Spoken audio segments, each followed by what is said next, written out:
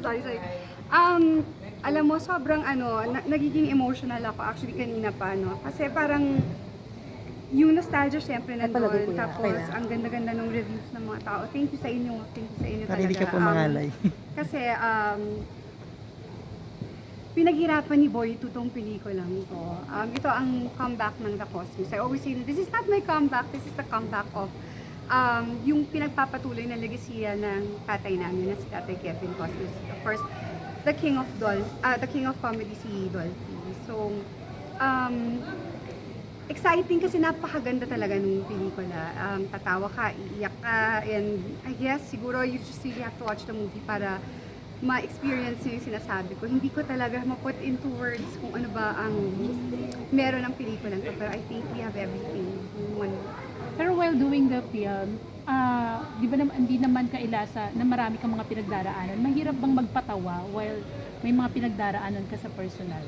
Alam mo, yes, that's true. Alam mo, ang mahirap, hindi lang magpatawa habang gumagawa ka ng isang pelikula or ng isang teleserye or whatever, but even kahit na drama pa to, no, when you're going through like a loss or a breakup or something sa buhay mo, mahirap magtrabaho talaga, kahit anong industriya yan. Pero I think, no, ako, I know so. I was saying this nung nakita namin yung kabuuan ng pelikula no, na I wouldn't be able to be where I am right now or to have gone through everything na pinagdaanan ko kung wala yung pamilyang ko. Kasi mula nung nawala yung daddy ko, ang dami nawala. Never naman sila nawala sa buhay ko. Especially ngayon na wala na si mommy and isang tawag lang. Everyday magkausap kami, umaga pa lang, bago matulog. Hindi naman everyday, no? Pero dahil magsushowing na kami halos everyday, no? Nagtatanungan yung mga kapatid, ganyan. May GC kami, ganyan, sa pamilya namin. And hindi ko kaya lahat ng mga pinagdaanan ko kung wala yung pamilya ko. So sila yung naging karamay mo?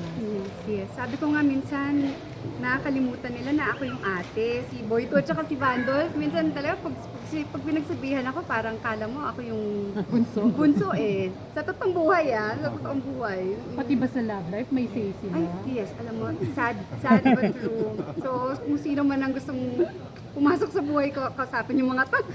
Sabi mo sa interview kay Miss Charo, marami kang suitors ngayon. No, tama lang, sakto lang. I mean, siguro na yun compared to before. Kasi dati lagi ako I was always in a relationship.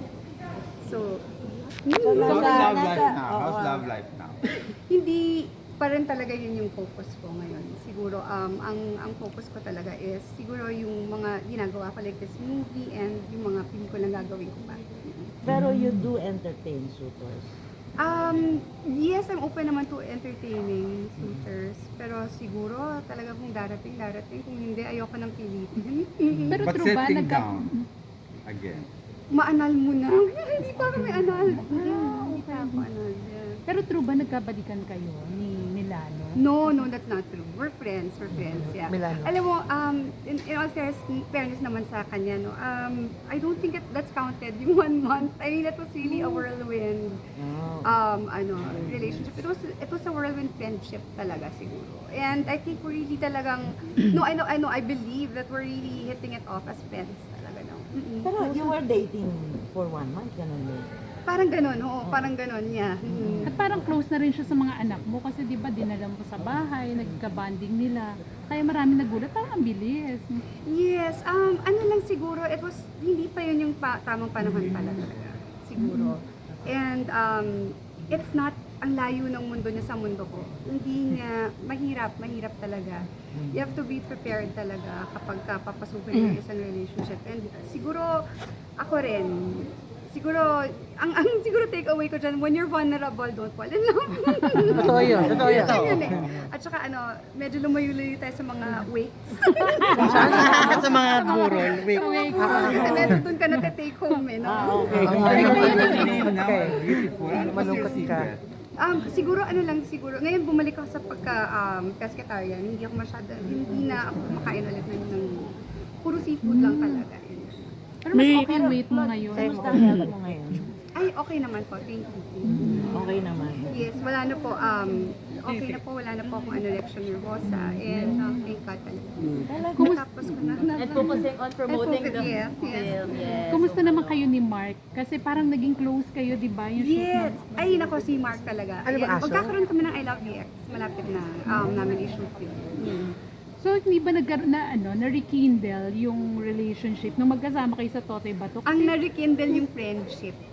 That's I good. think Yun yung talagang mas importante. Kasi as friends, andyan kayo lagi anytime eh. Hindi kayo nawawala.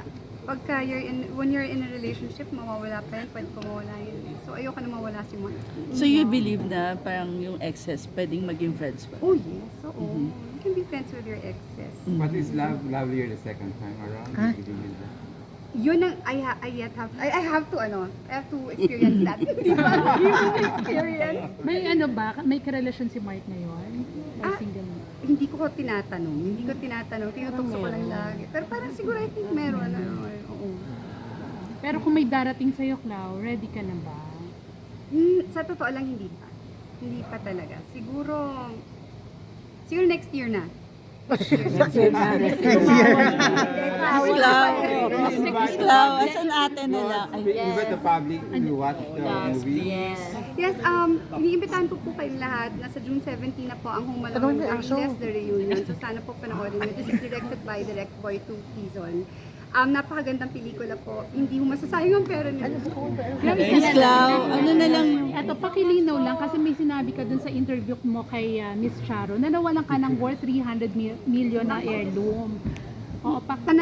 lang. Heirloom? Oo. Heirloom. Oo. Wala, ano na yun, charge that to experience. Charges experience. Picture lang po. Claude, pwede ba picture ba kaming lahat sa'yo, Claudine? Sige,